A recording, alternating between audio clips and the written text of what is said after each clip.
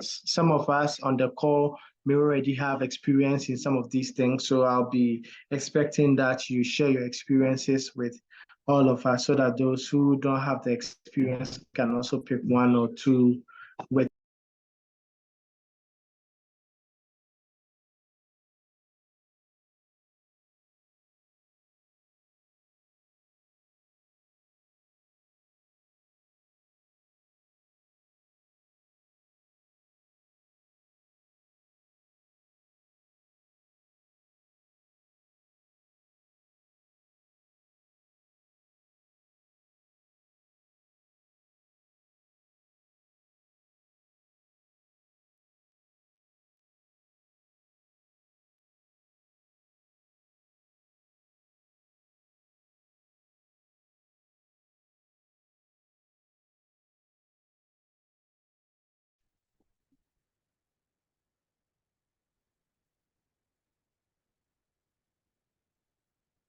Okay, so I think my network went off a bit, and pardon me when I go off like that.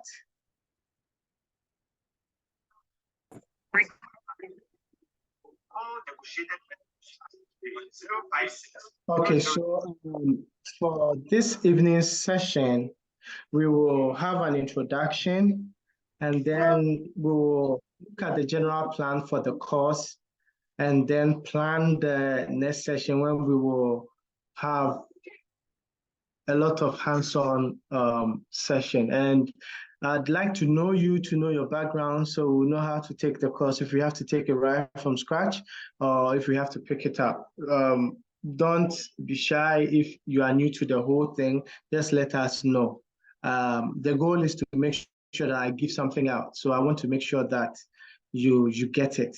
So don't be shy, just let us know that, okay, I am green. So we start from scratch and then we'll do it like that. All right, so my name is Louis Opoku Jamfi, and I'm just a regular guy. The rest are just grammar. So let's get to know you. So who will go first? Let me look at the participants and then we can just, okay, so go according to how I see the list on my screen. So we have Paul. So Paul, tell us about you, your name, your background, your expectation, and then we move on like that. Let's be quick about it so that we can proceed.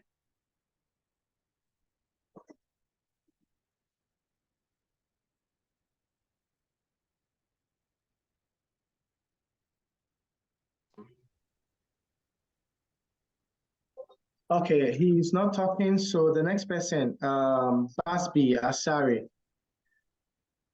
Okay, Paul, yes.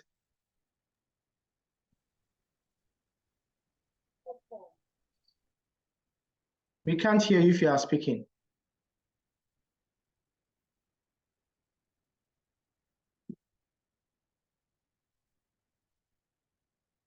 If you can type, you can just put it in the chat and then I will read it to the whole group, if that's okay.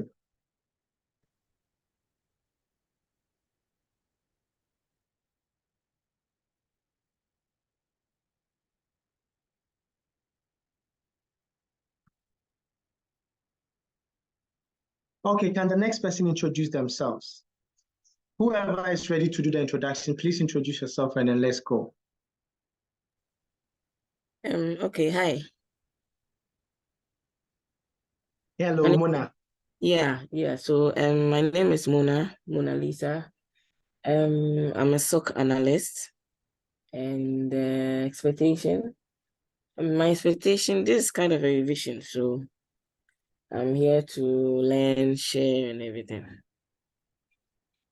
Nice. Okay, Rosalind or Rose Ellen.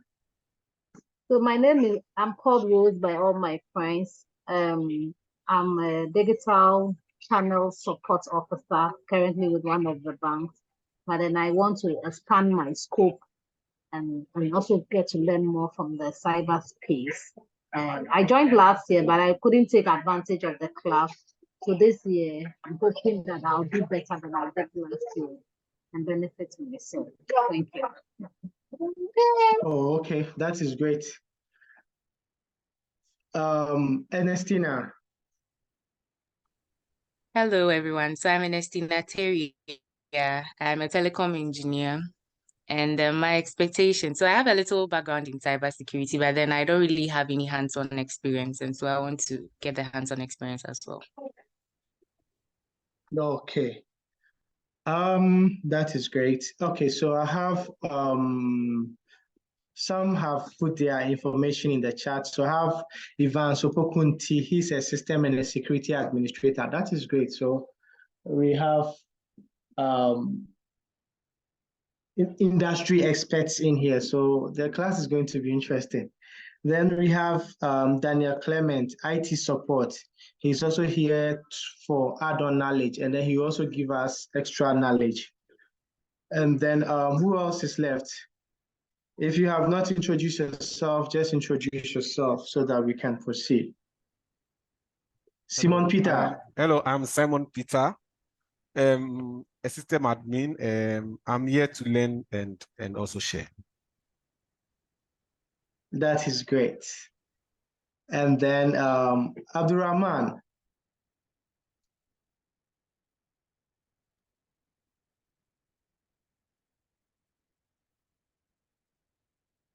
Okay, there's some, we are just doing this so that we can get to know everyone's background so that we don't move the class based on someone's feedback. So it doesn't happen like, okay, some people are saying they are okay, they are good, and then we just move the class like that. I don't want that situation. It happened in the last class.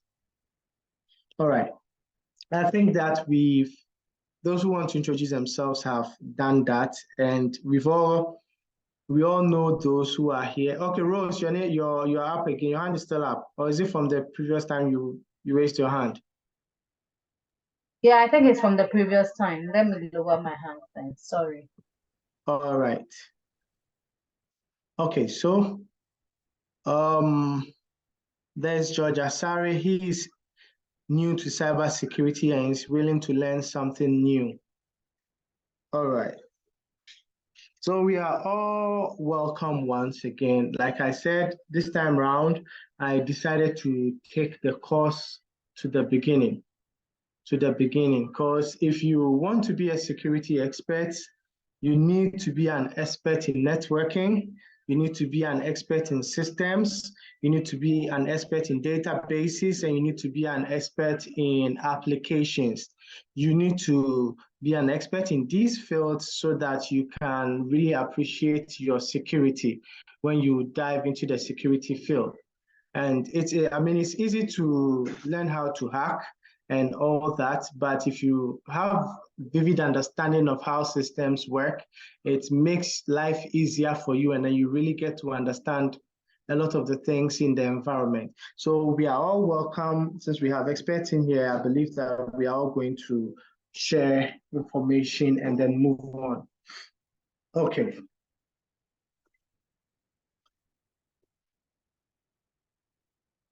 So this is what I have planned for us. Our agenda, since we are going to use virtualization, it is just right that we talk about virtualization. And then we will have a general introduction to Windows Server, and then we will dive into Active Directory, and then we will look at Active Directory management. How do the system administrators do all that? Then we'll play with group policies. We'll talk about DNS. If there is any other thing that you require, which is not in here, you can request it and then we can add it. And then the goal with modern system administration is that we are trying to blend the cloud with the on-premise. So we will first build the environment for the on-premise, and then we will look at the cloud bit of things. And then we will set up our cloud accounts, and then we will link our cloud to our on-premise and look at how to use the cloud to manage the devices from there. Now, we can go as far as we want, but then it will depend on the participation of the class. How people respond to the course, how we join the session, that will determine how far we can go. There is more to give, but we can only go as far as the class is willing to accept. And usually I do this within the month of October, so we won't go beyond October. When October ends, we bring the session to a close. If you have any question, anything that you want to add, you can add. This is our class, so we'll do it how we want it.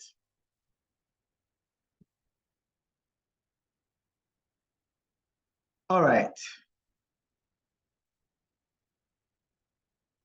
Okay, so Desmond has also introduced himself. He's a network engineer and he's expecting to learn something new. Network engineer, there will be no virtual BMO.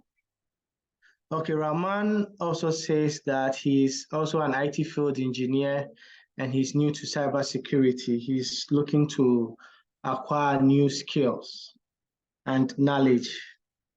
Okay, all right, so that is it.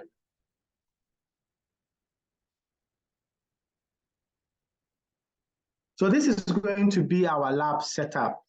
This is going to be our lab setup. We are going to use VMware for virtualization, but you can use any other virtualization technology that you are conversant with, whether Microsoft Hyper-V or Oracle VirtualBox, or if you have Proxmox, or any other virtualization technology that you have that can help you follow with the course. You are free to use it. And so we are going to set up 2 domain controllers. We will discuss what domain controllers are as we go along the line. Like I said, I won't assume I'm going to take everything from scratch. And so we will discuss what domain controllers are. And one of our domain controllers will have the Azure AD Connect on it so that we will be able to connect to the cloud. And so we'll set up our on-premise server. And then we'll have a workstation also, or we'll connect to a switch. And because we'll be doing connection to Active Directory, we are going to use the NATed network, or if you're using Hyper-V, we are going to use the external network. The external network will ensure that our virtual machines will have internet connectivity, and then we can pick up, we will be able to establish the connection. Then we will, when you look at the cloud bit, we'll look at Azure Active Directory, we'll look at Microsoft 365 Endpoint Manager. So these are the things that we are mainly going to focus on. Like I said, if there is time for us to chip in more, we will chip in more. And if we fully build this lab can form the basis for future labs. So if you want to do some hacking, all you have to do is toss in a Kali box, and then you have a hacking lab environment. If you want to have a SOC, all you do is toss in a box and then have a SIM on it, and then you can easily have your SIM collecting data and then all that. So this can be expanded to a much bigger infrastructure depending on what your goal may be after this session. But my goal here is to make sure that whatever we are going to discuss, we all get it and then take something out. All right. Okay, so Ivy is a level 300 student offering IT in UPSA, and her dream is to move into the cybersecurity space. And so she's here to learn, to gain knowledge. That is okay. And then someone is asking, what do I mean by a box? Okay, so when I say a box, these are all IT terms. And as you are in the field, you will get conversant with them. A box basically means a computer or a system. So when we say a Windows box, it means a Windows computer or a computer running Windows. If it is a Linux box, it means a system running Linux operating system. So that is just that. It's not really anything. All right. Any questions so far about the structure? So for the sake of those who joined the group today, we won't be doing any installations, but we will have general discussion on virtualization so we can all appreciate what virtualization is all about. Then for tomorrow, it's Saturday, I'll go to church. So I don't think I can have a session tomorrow. But if we all agree, Sunday, we can have a session, maybe when the day is dying, if everyone is available, we can have a session and then we can do our installations. Because we are doing installations and everyone's machine may be different, you may not have the installations completing at the same time. Some systems will finish installation before some systems. And so if we can have the installation session during the day, maybe on Sunday when the day is going to an end and we are all free, it will be better if we can have a longer session and which will not stress anybody out. Then we can do the installations. Then we can do the installations. All right, so we'll discuss, if not here in the group, but for tomorrow, I'll go to church. For tomorrow, I'll go to church and I don't know, when I get back from church and we all have the stomach for it, we can still have a session. We have the group for discussion. All right. So this is going to be our architecture for the course.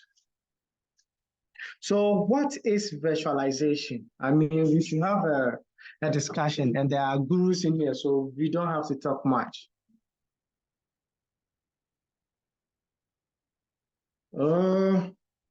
There are people that I know personally in person. And so these people, I'll call their names. And I know by now, they are smiling behind their machines. Mona. I knew it. Okay, so virtualization is basically a virtual display.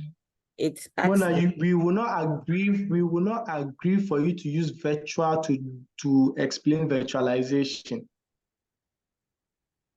So let me say it acts the same as our laptops, just that it's not how do I put it? I don't know how to use a word that would be understood by everybody, but virtualization mostly gives us the platform to use an interface that acts equally as our laptops or computers, but it just uses some components of our laptops and computers, but not directly our devices. So it gives us that platform to use, how do I put it? I don't know if I'm making sense.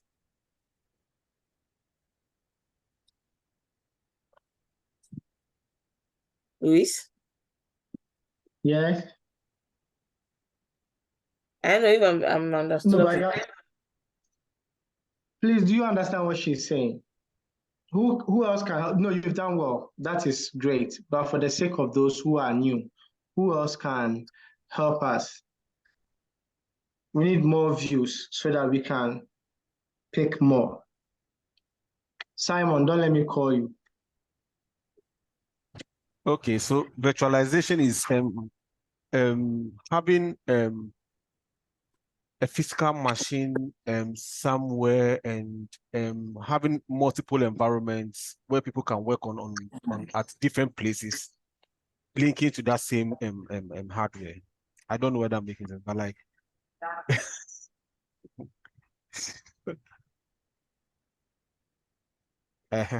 so you're having multiple hardware, you're having a hardware somewhere away from the physical environment, but other people can have access to that hardware on different environments, working to that same hardware.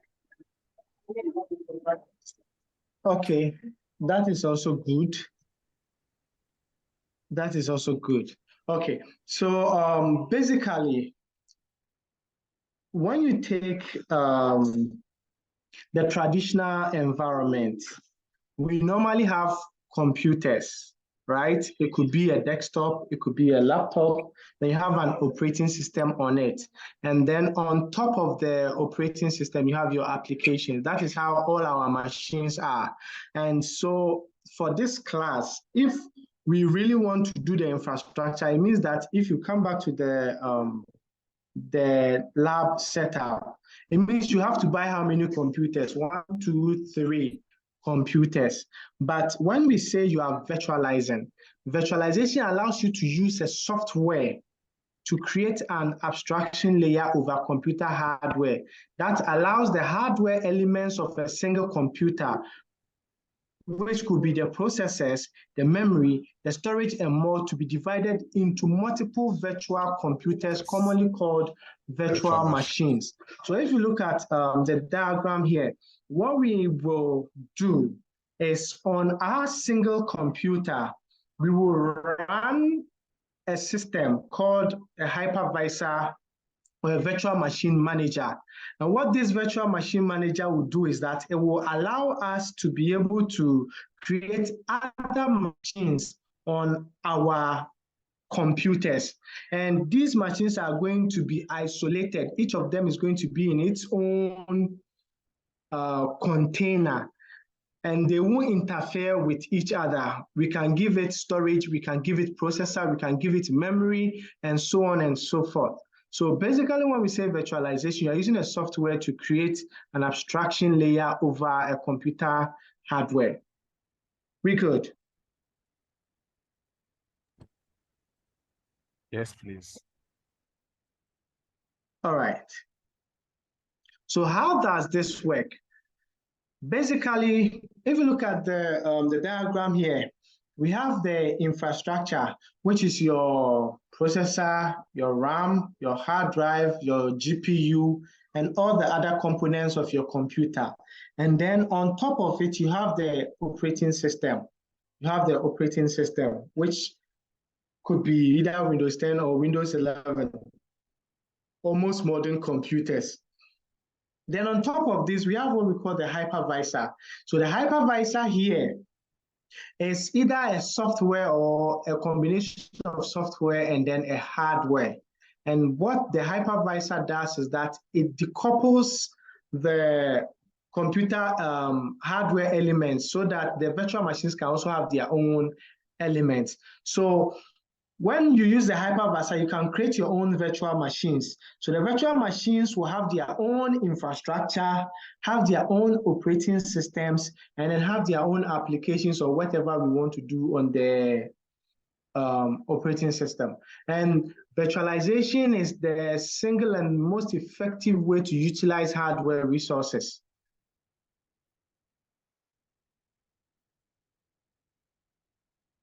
Virtualization is the single and most effective way to utilize hardware resources. So if you go to most organizations these days, they do virtualize their environment. They have very, very strong servers, which is the physical, and then they virtualize all the infrastructure that they want. So they can have a DNS server, they can have a DHCP server, they can have a database server. In my environment, I work with a bank. They can have the core banking applications. They can have an Active Directory server. They can have, talk about the eLevy application server, and then all the other servers. They are all virtualized. So you just need, you have a lot of needs. You need to build a lot of servers, but then you can just have a few powerful hardware servers, and then you can virtualize the rest of the systems on there.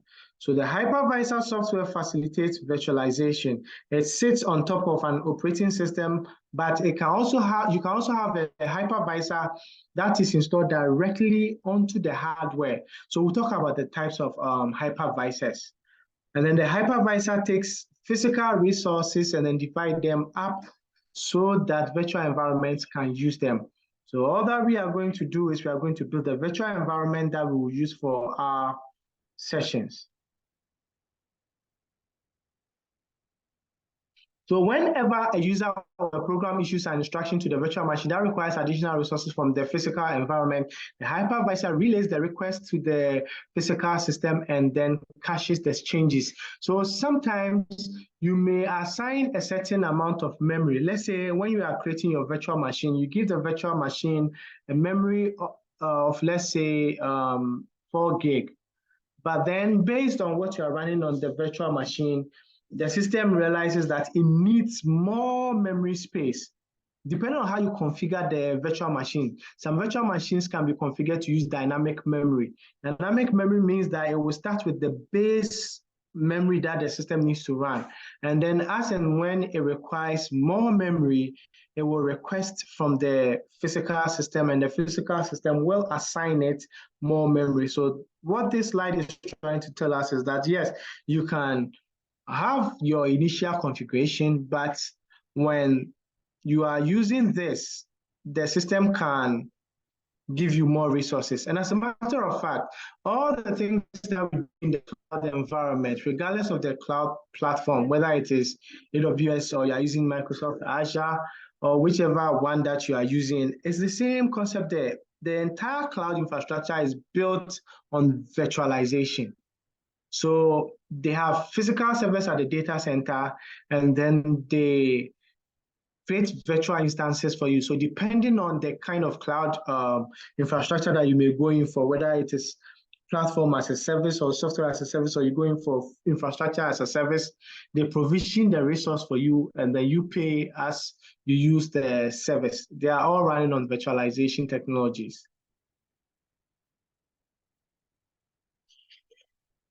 So like I mentioned earlier on, a hypervisor is the software layer that coordinates virtual machines. So in some books, they call it the virtual machine manager. It serves as an interface between the VM and the underlying physical hardware, ensuring that each has access to the physical resource it needs to execute. It also ensures that the VMs do not interfere with each other by impinging on each other's memory space or compute cycles.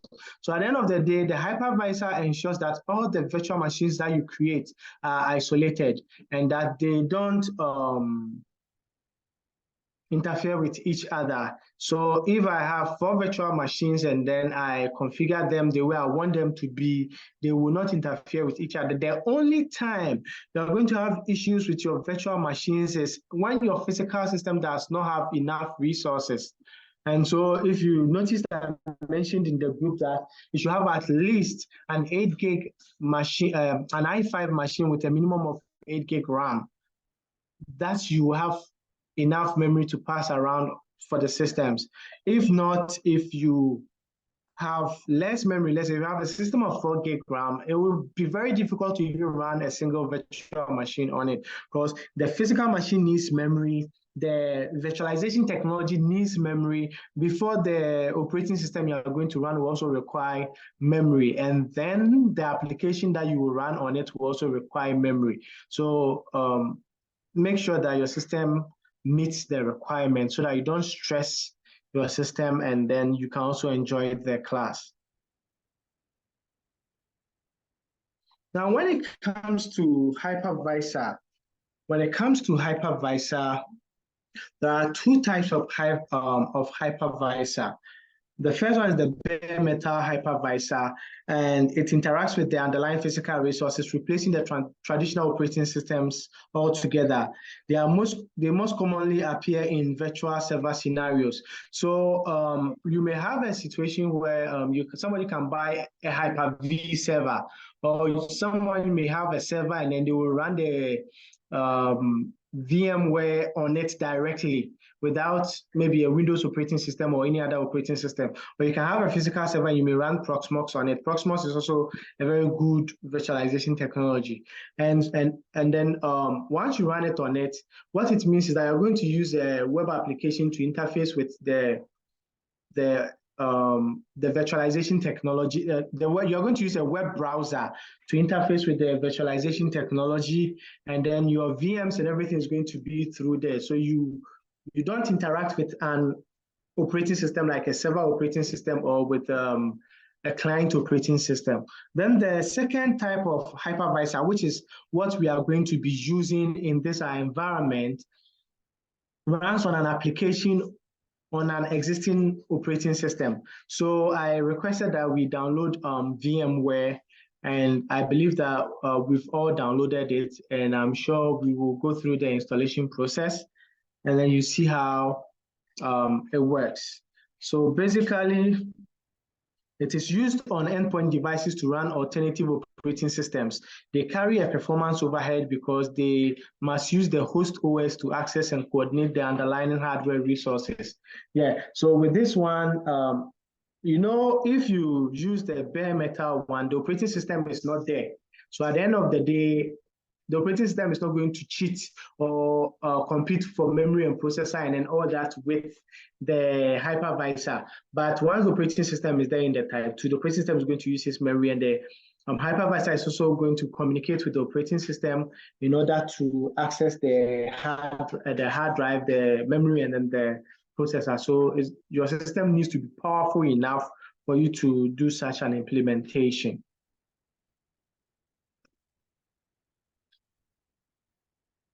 And these days, almost anything can be virtualized. Almost anything can be virtualized. So we talk about virtual desktop virtualization. So basically, desktop virtualization means that you are virtualizing a desktop system. Then we have the network virtualization, and in a virtual environment, there has to be a network that the virtual machines can use to communicate amongst themselves. So that is there's virtual storage also. There's data virtualization, there's application virtualization. Some applications can be virtualized. If you take, for example, these Android emulators like BlueStacks, those are all applications that are being virtualized. Then we have like virtual DJ. There are so many things that can be virtualized. Some people also virtualize their entire data center. So at the end of the day, their entire data center is running on virtualization, from their Active Directory to their web server to their database. Everything is virtualized. Then there's CPU virtualization. You can have GPU for graphic cards. So at the end of the day, when you build a system, you can decide that the system should have a dedicated graphic card. And we have the Linux virtualization also. This basically means that you have a box that is a Linux box, and we have the cloud virtualization. So in recent times, virtualization is the issue. Everything can be virtualized, everything. Now we even have virtual reality that you can decide to be in another world, and then with the those VR like Holo, you can wear, and then even Meta, you can just be in a certain world and then be there. If you don't want to put yourself in the stress that this world has to offer, but you should have made it in life to go and live in that world. So when we speak virtualization, we are going to create virtual machines. So virtual machines are virtual environments that simulate a virtual compute, a physical compute in software form. When we say compute has to do with all the computing power, from storage to memory to processing power to GPU. All these are compute power.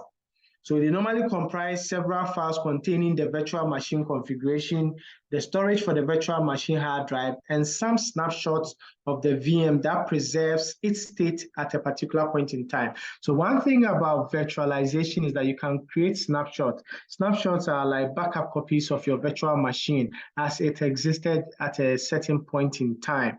So when you create this snapshot, in the event that your virtual machine gets corrupted, or for any reason something goes wrong with your virtual machine, you can use the snapshot to restore the virtual machine back to a previous state. If it's in the case of a physical system, you have to take an entire backup of your physical machine, and then you can restore your physical machine to a state where you took the backup. So virtual machines give you the capability to take snapshots. Any question, please?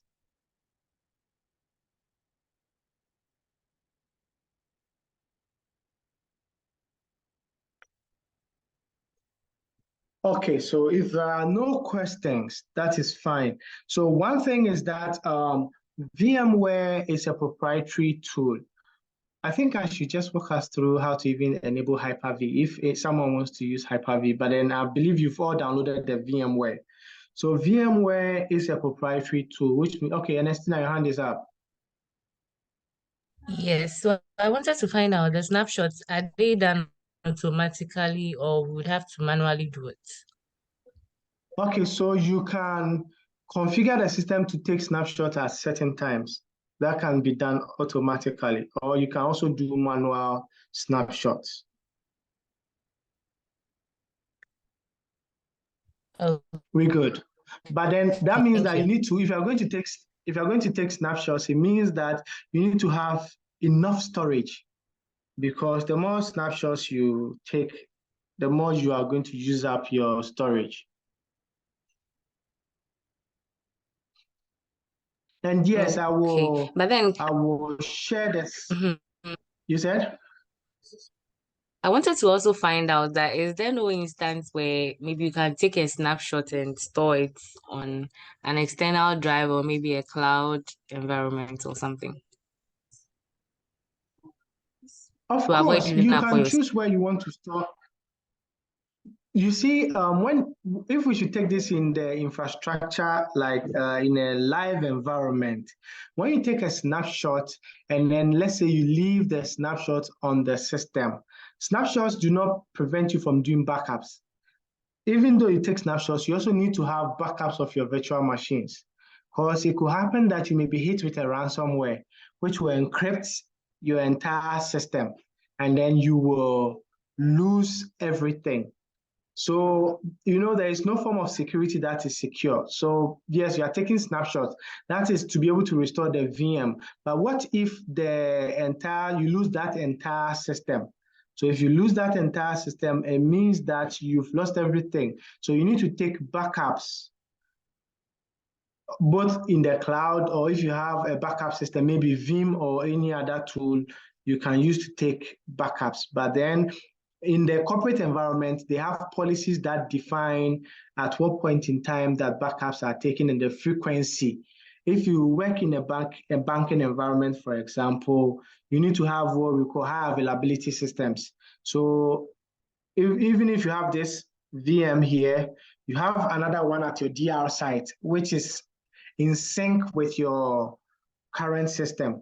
This is to make sure that if for any reason you are hit, you will still be able to work. All that you have to do is redirect your traffic to your DR site, and then you can work. So when it comes to for continuity purposes in the work environment, provisions needs to be made to ensure that beyond the snapshot, beyond the backups, if anything happens, the organization can still work. We good? Yes, we are. Thank you. All right. So I will share the slides with us after the session. And so I just want to make sure that we get a license for what's the name? We get a license for the VMware. So it's very simple. When you go to Google, which version did we download, 16 or 17? I downloaded 17. Okay, so 17. you I see, downloaded the yes, the 16. yes, Okay, please. that is fine. This is a takeaway. Since this is a cybersecurity class, even though we are doing systems, we are not going to crack anything. We are not going to crack the operating system. We are not going to crack the softwares that we are going to use. Those that we can get licenses for, we will look at the licenses and then use them. Those that we can't get the licenses for, the Windows Server evaluation gives you access for 180 days. That is enough for you to do whatever you want to do. When it comes to the cloud, we will register for the free version, and then we will use it for whatever we want to use it for. Because a security tip, those cracks that we install, and one thing that we need to know is that most of these softwares are not free, from Windows operating system to Office application and then all the other things. They are not free. And so when you give your machine, I'm sure now we all format our machines and we all install our softwares. But if you give your machine to someone to format and he tells you, I've activated the Windows, ask the person, how did you do it? Because all those activators are Trojans. And so at the end of the day, you may activate to steal from Microsoft, but you will put your data and then your information in trouble. So we won't crack anything. We will just look for legitimate keys, which is not a crime. Okay, so so just VMware 17, VMware 17 Pro license. So this will take us to GitHub. So we'll go to GitHub.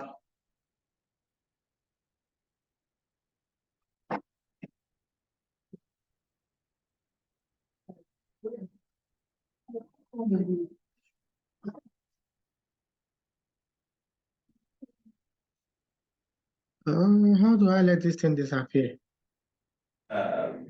It's supposed to go by itself, right? The thing is not going on, brothers and sisters.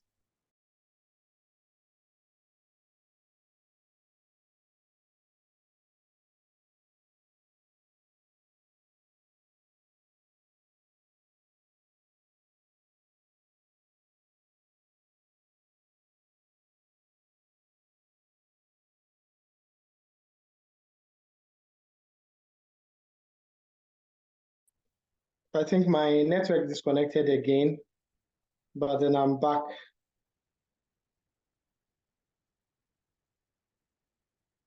All right, so any of these keys, I'll just paste them in the chat.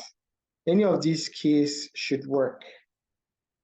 Any of these keys should work. So when you install it, just put any of these keys and you should be fine. I'm going to just put the license for, I hope none of you is working for VMware.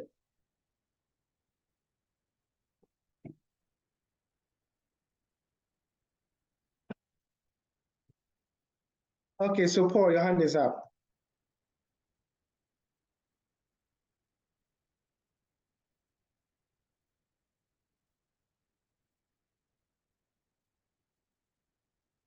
All right, so I'm getting the licenses for the 16 also, so that we can.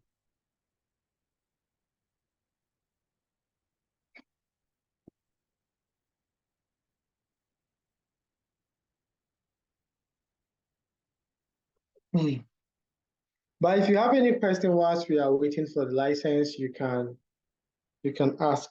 So personally, I have used the ZF3. I think at this point you can stop recording. Looks like we are committing a crime.